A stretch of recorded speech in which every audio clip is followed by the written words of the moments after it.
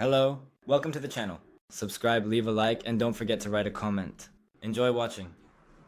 I don't know the exact moment I realized I was just a placeholder in my own family.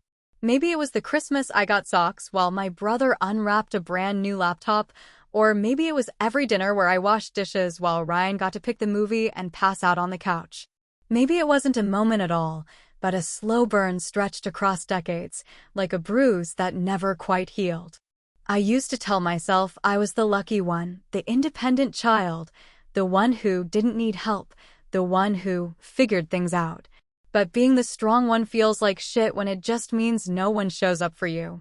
I'm 39 now. Too old to be bitter, right? That's what people say when they haven't lived your life. My brother Ryan is 34, which somehow still qualifies him as just a kid in my parents' eyes. He's the golden boy, always was. He was born premature and everyone decided he was some kind of miracle. Sensitive, delicate, smarter than all of us. I was 5 when he came along. Old enough to understand that things had changed, and not in my favor. Growing up, I was the responsible one. They made sure of it. My report cards were hung on the fridge, sure, but they were expected. A minus in math? What happened, Heather? Meanwhile, Ryan could bring home a C and they'd say, he's trying his best. He's under a lot of pressure. He wrecked my dad's car in high school. They told me not to bring it up because he was already feeling guilty. I forgot to pick him up once from soccer practice when I was 16, and I still hear about it to this day. I moved out at 22. Put myself through college, no help from them. They said they couldn't afford to contribute, even though Ryan's tuition was non-negotiable. I worked 2 jobs and commuted an hour each way to campus. They called it character building. When I got my first apartment, I needed a co-signer for the lease. Guess who they suggested? Ryan. He's better with paperwork, my mom had said. He didn't even have a job. I've had this same employer for 15 years. But none of that compares to last month. That was the final straw, the one that didn't just break the camel's back, it blew the whole damn camel off the cliff. It started with a vague text from my dad, big surprise coming soon. Europe style. I didn't think much of it. Probably some new kitchen renovation or maybe one of those river cruises they always talk about but never actually book. A week later, I stopped by the house to drop off some stuff they'd asked for: old family albums, a space heater, things they could have gotten themselves, but insisted I hold onto, for safekeeping. When I got there, the driveway was empty. The front door was locked, which was unusual. My parents are the type to leave the door open when they're just in the backyard. I tried calling. Straight to voicemail. Then I checked the family group chat, which I normally ignore. That's when I saw it. A photo of the 3 of them, Mom, Dad, and Ryan, clinking champagne glasses in what looked like a first-class cabin. The caption said, "Off to Paris, baby. First class all the way," followed by a dozen champagne bottle emojis and hearts. My name wasn't mentioned once. At first, I thought it was some kind of joke. Maybe a Photoshop prank or a throwback photo. But no, the timestamp was that morning. I scrolled up. Days of planning, tickets, bags packed, a custom itinerary. They never said a word to me. And then came the gut punch. My mom followed up the photo with a voice message because she likes the personal touch. I hit play, already bracing myself for the fake cheerfulness. Her voice was all sugar and lipstick. "Heather, honey, don't be upset, okay? We didn't think you'd enjoy something like this anyway. It's a bit too extravagant. And with your work schedule, it just wouldn't have made sense. Ryan's always wanted to see the Louvre, remember?" I just sat there in my car in their empty driveway, phone still playing that stupid message, like I was watching my own life from a distance. My mouth went dry. My ears rang. And you know what hit me the hardest? Not the exclusion, not the money, not even the lie that I wouldn't have enjoyed it. It was that they didn't even pretend I mattered. No, what they gave me wasn't neglect. It was something colder. They gave me invisibility. I read the group text again. The photo, the cheers, the glamour. And the silence about me. I wasn't even a footnote in their celebration. I wasn't considered. I wasn't missed. I was, as always, too responsible, too serious, too self-sufficient. But this time was different. Because this time I was ready. They thought I was the same girl who would smile and say no worries and maybe water their plants while they were gone. But they forgot something important. The house they left behind? It's in my name. And so is the car. And the joint account they use for emergencies? Guess who's listed as the primary? It was almost funny, in a bitter, poetic kind of way. Because while they were sipping French wine 35,000 feet above the Atlantic, I was already packing my boxes. And for once, I wasn't doing it for them. I was doing it for me. And they wouldn't know what hit them, not until they landed. Not until they saw what I'd taken back.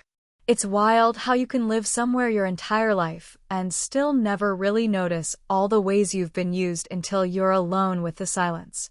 I sat on the sagging living room couch that Sunday afternoon, right after that Paris photo ruined what little peace I had left, and I looked around like it was the first time I'd ever seen the place. The pictures on the wall, the ugly green curtains Mom swore she'd replace 15 years ago, the chip tile near the kitchen they said they'd fix when Dad retired, none of it felt like home anymore. It felt like a museum of their choices, with my name quietly stamped under every exhibit, like some idiot sponsor who never read the contract. The house? It's mine. Well, not mine in the romantic, warm fuzzy sense, but legally, yes. My name is on the deed. They transferred it to me years ago when Dad had a tax issue and needed a clean name to save it. I was 26 and still dumb enough to think family was about trust, so I signed whatever they asked me to. It's just temporary, they said. You're our responsible one. I didn't even charge them rent, because I was working full-time and figured, hell, they raised me, I owed them something. Turns out, I owed them everything. And they owed me nothing. Same story with the car. It was technically the family car, but the loan and insurance? All in my name. They told me it would help my credit. Well, it helped my credit get used over and over again. Parking tickets unpaid, tolls never reimbursed, and let's not even talk about the time my mom backed into a shopping cart and said it wasn't worth reporting. I paid the deductible, of course, because I had the better job. That's what being the responsible one gets you, the full bill, every time. Even the damn utilities were mine. Internet, electric, gas, water. My name, my credit card. I'd pay, they'd Venmo me later, and then it'd become a conversation I didn't want to have. Because God forbid I made them feel bad for something as small as $200. So I stopped asking. And they kept taking. But after that Europe stunt, the toast, the voice message, the complete erasure of my existence, I sat down with a pen and a notebook and did something I hadn't done in years. I made a list. A real list. Of every single thing I had the power to change. Every account, every key, every document that gave me leverage. And as I looked at it, I felt something I hadn't felt since I was 16 and threatened to run away. Power. The first thing I did was change the locks. Not the knobs, the deadbolts. All of them. I went to the hardware store, bought a basic kit, watched a 5-minute tutorial, and had the job done before sundown. The next morning, I had the car towed. Not stolen, not scrapped, just sold. Legally, cleanly, to a dealership. I still had the title, the spare key, the insurance papers. I walked in, signed the papers, and walked out with a check. No drama. No confrontation. Just business. Then came the joint account, the one they opened in case of emergency, which somehow always ended up funding Ryan's parking passes or Mom's nail appointments. I walked into the bank, smiled at the teller, and said, I'd like to make a withdrawal. $500. All of it. It felt symbolic. A small number, but it was never about the money. Now here's where I probably messed up a bit. I transferred $500 from the joint account. Well, 500 minus 250, that's about 350. Yeah, I know. That math doesn't check out. But I was so caught up in the moment, I didn't care. Let the numbers be wrong, everything else in my family always was. By midweek, I'd called every utility company and removed myself from the bills. One by one, I shut off the power, the gas, the water. I canceled the internet. That one felt the best. They used to scream every time the Wi-Fi dropped. I took back the Netflix password, too. I had started that account when I was 23. Of course, they never paid for it, not once. Every document in that house that had my name on it, I shredded it. Every item I bought, but they used gone. I even took the blender. Petty? Maybe. But I bought it. They never even thanked me. It was always, we needed a new one anyway. I left the couch, the bed, the old television, the junk they didn't want me to move out with when I graduated college because it belonged here. Fine. They can have it. But they don't get to keep me anymore. And they sure as hell don't get to keep my name. The last thing I did was log into the house's Wi-Fi settings and rename it to something special, something I knew would hit them hard. I called it, "You wouldn't have enjoyed it anyway." No password. Just a reminder. When they landed, they'd return to a house that felt familiar until they tried to open the door, drive the car, call anyone, or stream their favorite show.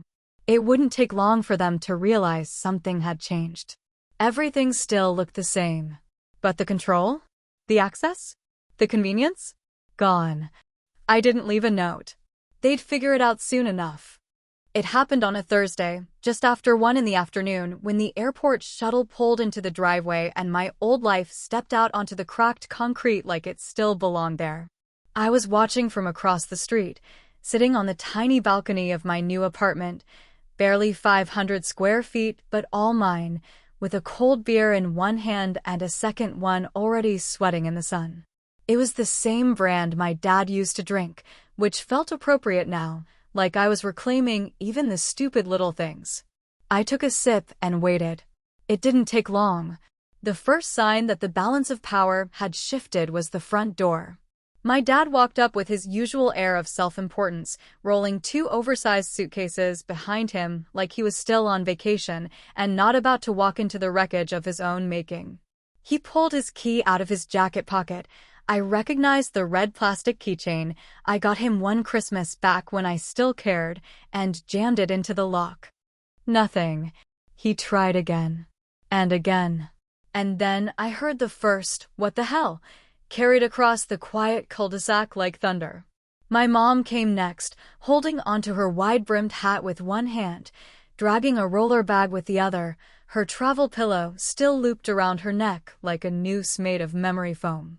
She looked tired, sunburned, and smug, the exact expression of someone who just got upgraded to business class and now expects the rest of life to be served with complimentary champagne and a warm towel.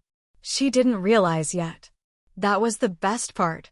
She was still smiling, probably imagining herself collapsing on the couch I once slept on when I couldn't afford rent in my early 20s, back when I was between things, and they reminded me of it every single day. Ryan stepped out last. No luggage, of course, he never carried anything. He was wearing sunglasses, the expensive kind that mirrored everything back at you, which seemed poetic now. He looked around like a prince returning from war, like the house should have greeted him with a marching band. When Dad turned around and muttered something, Ryan tilted his head, confused.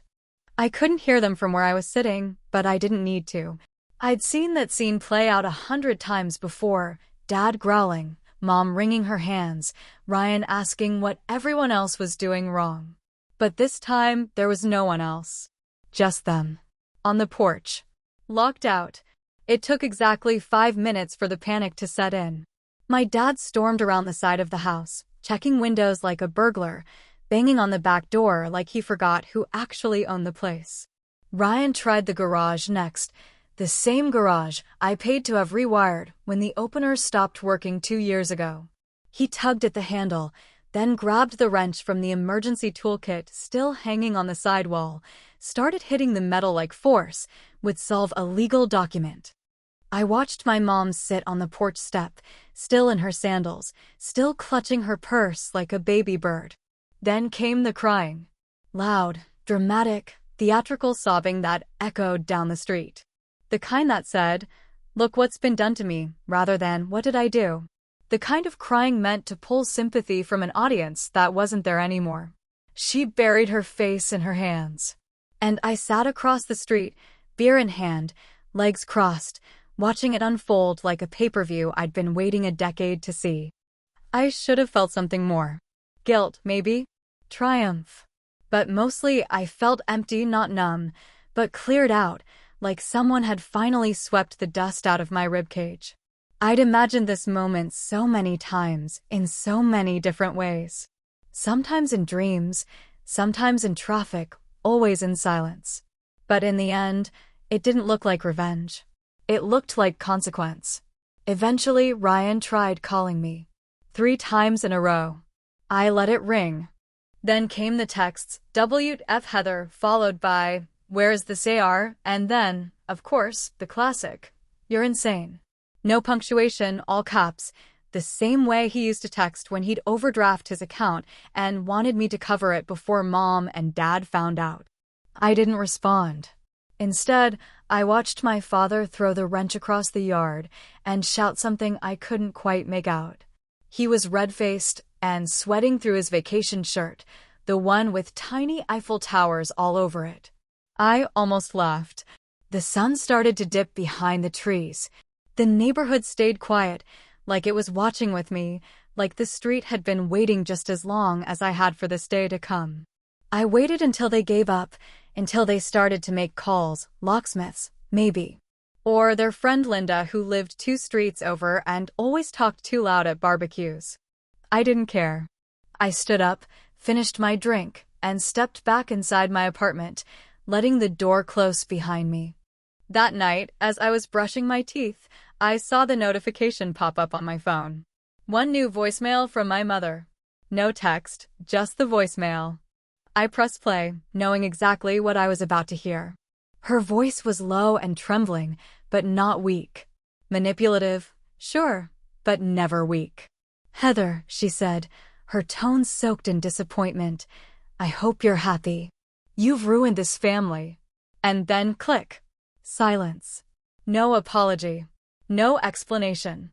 No attempt to understand. Just the same narrative as always. If things went wrong, it was my fault. But this time, I wasn't cleaning it up. I turned off my phone, laid in bed, and slept like I hadn't in years. There's something strange that happens when you finally take back power, even if it's been rightfully yours the whole damn time, because instead of just feeling free or proud or relieved, you also start to feel like maybe you went too far. Maybe you broke something that wasn't yours to break, even though deep down you know it never belonged to them in the first place. I didn't feel regret, not exactly, but the silence that came afterward had weight to it, like a slow fog settling into your chest, thick and familiar, full of all the old voices that used to live rent-free in your head. It came in waves. I'd be brushing my teeth or unloading the dishwasher or folding laundry in my new little apartment, and suddenly I'd hear my mom's voice, that saccharine tone she used whenever she was about to say something awful wrapped in concern. "Heather, sweetie, maybe if you smiled more, people would see how pretty you are." Or, "It's just that Ryan really needs this right now, and you're so stable." Or the one that always stuck to my ribs like wet wool, "We count on you because you don't fall apart." What they really meant was, "We count on you because you won't scream." But sometimes you don't need to scream to make noise. Sometimes you just need to take back everything they borrowed and forgot to return. Still, I couldn't stop the old memories from crashing in. They came like a parade of ghosts in the middle of otherwise normal days. I remembered being 15, getting a B+ in Algebra 2 and being grounded for a week while Ryan, 2 years younger, backed Dad's car into the neighbor's mailbox and got ice cream on the way home to calm his nerves. I remembered turning 10 and spending the whole day helping Mom clean the house for Ryan's birthday party the next day, a magician, pizza, balloons, the works, while my own birthday that summer had been marked with a grocery store cake and a chore list. I remembered the speech my dad gave me when I got into my first apartment, the one he never gave Ryan. "Make sure you understand the lease." Don't trust anyone with your name. Ironic, really, considering what they did with mine. The worst part wasn't even what they gave Ryan. It was what they withheld from me. The love that was conditional. The attention that came only after a crisis. The way they made me feel like asking for anything was a burden. So I stopped asking. Until that last week in the house, when I was gathering my things and happened to open the bottom drawer of the hallway cabinet, the one my mother always told me was just old paperwork. Inside, tucked under faded receipts and yellowing insurance statements, was a small white envelope with my name on it. Just Heather written in my mother's unmistakable cursive, the same handwriting she used for Christmas cards and grocery lists, tidy and forced. I sat on the floor and opened it, already feeling a chill crawl up my spine. Inside was a letter, an official one, from a college I had applied to when I was 17, one of the few I'd dared to hope for. It was a full scholarship offer. Tuition, housing, meals, everything. The kind of letter that changes lives. Except I never got it. The postmark was dated 2 weeks before graduation. And stapled to the back, in my father's handwriting, were the words, "Declined. Family decision." I sat there staring at it, rereading the words over and over like they might rearrange themselves into something forgivable. But they didn't. They just stayed there, flat and final, sealing the truth I'd always suspected but never dared to believe, that my future had been a choice they made for me and they chose convenience over opportunity. I hadn't cried in years. Not when I was passed over for promotions. Not when my ex left. Not even when I realized I'd been used like a credit card that never stopped swiping. But that envelope broke something. I didn't sob. It wasn't a dramatic breakdown. It was quieter than that. Like something giving way inside, quietly snapping, like an old floorboard you always thought would hold. I put the letter back in its envelope, folded it carefully, and placed it in the passenger seat of my car. I didn't know why, not yet. Maybe it was just weight I needed to carry a little while longer before I decided what to do with it. That night, I couldn't sleep. I lay in bed staring at the ceiling, replaying every moment of my life that now felt different under this new light, all the missed chances, all the times I blamed myself for not trying harder, all the hours I spent convincing myself they meant well. By midnight, I knew I couldn't sit still anymore. I got dressed, grabbed my keys, and picked up the envelope like it was a weapon. I didn't know what I was going to do with it exactly, but I knew I needed to be near that house again, one last time. The streets were quiet, the way they only are at night, when the world feels both safer and lonelier than usual. I drove with the windows down, the summer air sticky against my skin, the letter on the seat beside me like a passenger I didn't ask for but couldn't shake. When I pulled up to the old house, the porch light was off, the curtains drawn tight, but I could feel them inside, restless, bitter, pretending they were the ones wronged. I parked across the street, just far enough to keep the engine low. I stepped out of the car, the letter trembling slightly in my hand. I walked across the lawn I used to mow, up the front steps I used to sweep, past the chipped railing they never fixed, and stood there, staring at the door I once called home. And then, without even thinking about it, I raised my hand and knocked. I didn't expect anyone to answer the door when I knocked, not at that hour, not after everything I'd done, not after the locks were changed and the power was off and they were left stranded in the echo of their own entitlement. But some part of me, the smallest leftover piece of the girl who used to beg for fairness, still held onto the impossible hope that one of them might open it, look at me without venom, and finally say, we were wrong. Of course, the porch remained quiet, the lights off, the windows still covered like the house itself had gone into hiding, ashamed of what lived inside. I stood there a moment longer than I meant to, the envelope softening in my hand as the humidity of the night wrapped around me like a wet towel that never quite lets you breathe. The silence was a familiar one, though, the kind that always followed my words when I tried to say something real.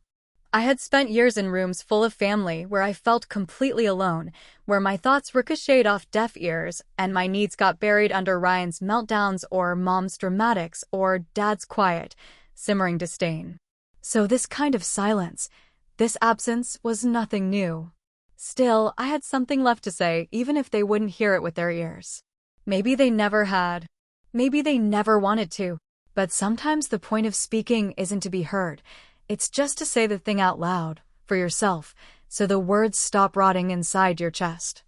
I pulled a small piece of notepaper from my purse, the kind Mom used to buy in bulk at the craft store, pastel and floral and sticky on one side, and I wrote it carefully, deliberately, each letter slow and sharp. You always said I was too sensitive. Turns out, I was just too silent. I folded the envelope with the scholarship letter back inside and taped the note to the front, right over the handle, so whoever tried to open the door next would have to touch it, have to see it. I stood back and looked at it once. The last piece of the puzzle slid into place, and then I turned around and walked away, my shoes crunching softly on the gravel path, my breath finally steady, my eyes dry. I didn't look back at the house. I didn't need to. Whatever ghosts had lived there weren't mine to carry anymore. I had dragged them behind me for decades like chains disguised as family tradition, and tonight, I left them right where they belonged, in a house full of people who still didn't know how to love without conditions. Back at my apartment, the air was cooler, the walls quieter, the fridge mostly empty except for wine, leftovers, and one of those fancy cheeses I used to think were too expensive to buy for myself. I kicked off my shoes, sat on the floor because I hadn't bought a couch yet, and stared at the ceiling while the hum of the air conditioner filled the space where guilt used to live. I didn't feel better, exactly. There was no rush of justice, no movie-ending swell of music to reward me for reclaiming my life. What I felt was quieter. Like breathing after holding your breath for too many years. Like standing in your own space and not having to shrink. Sometime after 1 a.m, my phone buzzed. Just once. No calls. No drama. Just a notification. A message from Ryan. 2 words. You win. No punctuation. No context. No apology. Just that. I stared at it for a long time, the screen glowing too bright in the dark room. It could have meant anything. Maybe it was sarcastic, one last dig, the bitter swipe of a boy who never grew up and couldn't stand the idea that the older sister he used as a stepping stool finally stood up. Or maybe it was something else, maybe it was real. Maybe for once in his spoiled, sheltered life, he saw what it felt like to lose something that wasn't supposed to be his. But here's the thing I didn't need to know. For the first time, the answer didn't matter. I didn't reply. I didn't delete it either. I just let it sit there, unread, untouched, like a tiny tombstone for the version of me who used to chase after closure like it was owed to her. I smiled, faintly, not because it was funny or satisfying, but because it was finally over. Not tied up in a neat little bow, not resolved with hugs or redemption, but over in the way that matters, because I was done playing. They could have their stories, their spin, their circle of blame. They could tell themselves whatever they needed to sleep at night. I didn't need revenge anymore. I had distance. I had my name back. And I had peace. The screen dimmed, the message still sitting there. Unread, unanswered, and exactly where it belonged.